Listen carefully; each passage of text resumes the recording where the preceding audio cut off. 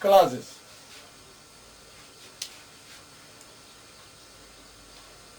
Topics तो grammar के कई हैं, ये ग्रामर की कैसेट है। नंबर 1 समझ लीजिए, नंबर 2 कैसेट भी बनाऊंगा। तो अब आइए, शब्दों का एक समूह जो वाक्य के बनाने में मिलकर एक इकाई के रूप में काम कर रहा हो, बनाने में, यानी कि पार्ट ऑफ द सेंटेंस है, और जिसमें फाइनाइट वर्ब भी हो, उसे क्लास कहते हैं। ये हो गई जी आपकी क्लास।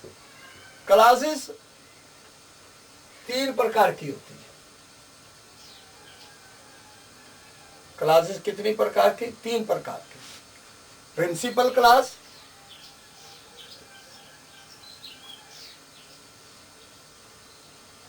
सबऑर्डिनेट क्लास और कोऑर्डिनेट क्लास। सिर्फ मैं क्लासेस का परिचय दे रहा हूं।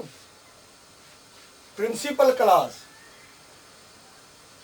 सबऑर्डिनेट क्लास और कोऑर्डिनेट क्लास। वाक्य की मुख्य क्लास को, जिसके ऊपर आप सारा सेंटेंस बनाते हो, जो उसको आपको सब्जेक्ट मानकर चलते हो, उसको प्रिंसिपल क्लास कहते हैं। जैसे कि आई टीच, मैं उसे पढ़ाता हूं। जरा बताने का कष्ट करेंगे कि उसे आप क्यों पढ़ाते हैं। अब ये बात कारण बताऊंगा तो अधीन हो जाएगी ना इसके। बिकॉज ही रिस्पेक्ट्स मी, क्योंकि वो मेरी इज्जत करता है। इसमें because he respects me subordinate class है। एक और क्लास बराबर की जोड़ दूं, एक ही कारण नहीं है, दूसरा एक कारण है। सच बताता हूं, झूठ बोलने वाले व्यक्ति से मुझे सख्त नफरत है। झूठा, वो खुद भी झूठा, झूठा भी, सच्चा और झूठा होता है ना, तो झूठा भी। तो because he respects me and never tells a lie, और कभी झूठ नहीं बोलता। इसमें never tells a lie and never tells a lie coordinate clause है। मुख्य क्लास प्रिंसिपल क्लास, अधीन क्लास सबऑर्डिनेट क्लास, और बराबर की क्लास कोऑर्डिनेट क्लास। अब सबऑर्डिनेट क्लासेस 3 किस्मों की होती है। अजी बताओ तो सही, 3 किस्मों क्या है? एक नाउन क्लास, एक एडजेक्टिव क्लास, और तीसरा क्या है? Adverb class.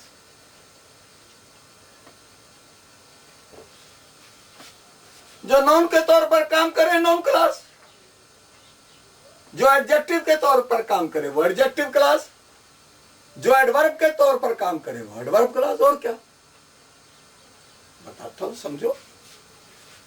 I want to tell you, ये तो हो गई प्रिंसिपल क्लास। मैं तुम्हें बताना चाहता हूं। पहला सवाल जी, क्या बताना चाहते हो? क्या का उत्तर दूं? क्या का उत्तर देगी noun class? That little birds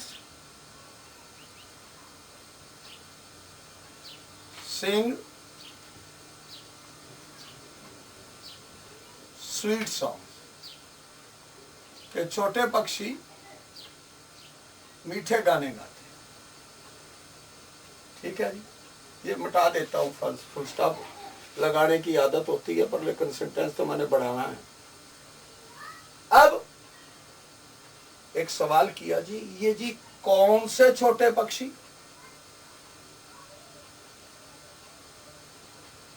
इसका उत्तर कौन देगी? Adjective class. Which live in the nest?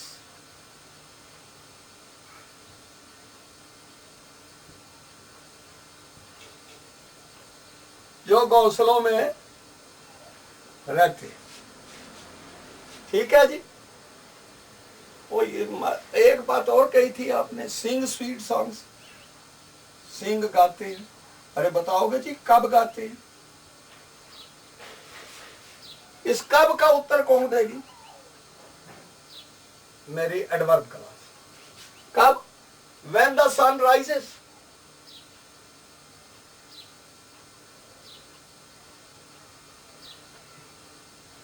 Sun rises. कहता जी बात तो अब तो खत्म हो गई होगी। हाँ जी खत्म तो हो गई, पर एक कसक रह गई। क्यों? कि इस वाक्य में मैं कुछ और घुसेड़ना चाहता हूं। यहां कब गाते हैं? मेरा ख्याल है जी, मेरा ख्याल है, आई थिंक। अब इस आई थिंक के पहले भी कामा और बाद में भी कामा, ये इंसर्शन है, बीच में घुसेड़ी है, और इसे कहते हैं पेरेंथेटिकल क्लास।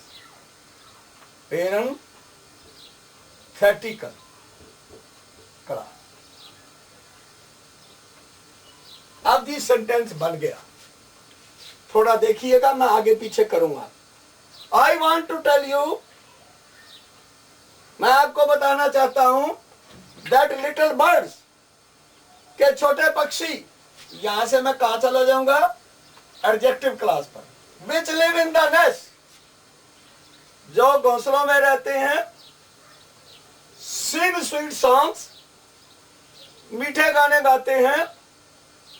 आई थिंक, मेरा ख्याल है। Parenthetical clause, when the sun rises, जब सूर्य उदय होता। और भी कोई बड़ा सा तो काट ले। हाँ जी एक और लगा देता हूं इस एडवर्ब क्लास के साथ। वो कौन सी क्लास लग जाएगी? कोऑर्डिनेट क्लास लग जाएगी। And the farmers are going to the fields, और किसान कहां जा रहे होते हैं? खेतों को जा रहे होते हैं। ये कौन सी क्लास है? कोऑर्डिनेट क्लास है, जो किसके साथ जुड़ी हुई है? एडवर्ब क्लास के साथ। तो I want to tell you that little birds which live in the nest sing sweet songs. I think when the sun rises and the farmers are going to the fields. हाँ जी, तो इस cassette में grammar 1 मैंने 5 topic लिए हैं। पहला है sentence, class and phrase. दूसरा टॉपिक है पार्ट्स ऑफ स्पीच। तीसरा है नॉन फाइनाइट्स। चौथा है kinds of verbs.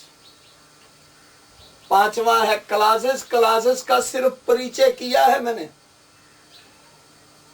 Functions of the classes नहीं किए। पार्ट्स ऑफ स्पीच किए हैं, नाम बताए, परिचय दिया है, पर लेकिन उनके बारे में कुछ नहीं बताया। अभी तो पार्ट्स ऑफ स्पीच की पार्सिंग होगी, पद परिचय होगा। नाम की 5 बातें बताओगे। तो इस तरीके से अभी कैसेट नंबर 2 में 8 पार्ट्स ऑफ स्पीच की पार्सिंग होगी, नॉन फाइनाइट्स की पार्सिंग होगी, और फंक्शंस ऑफ द क्लासेस भी होंगे, और एक नया टॉपिक इसमें थोड़ा विस्तार से लूंगा, मोडाल्स। जय हिंद। ये cassette Balbir recording studio, Kalanaur district Rohtak Haryana में रिकॉर्ड की गई। और एक बात फिर वही कहता हूं कि ये कोई प्रोफेशनल स्टूडियो नहीं, मेरे घर का एक कमरा है जहां मैं पढ़ता और पढ़ाता हूं। जय हिंद।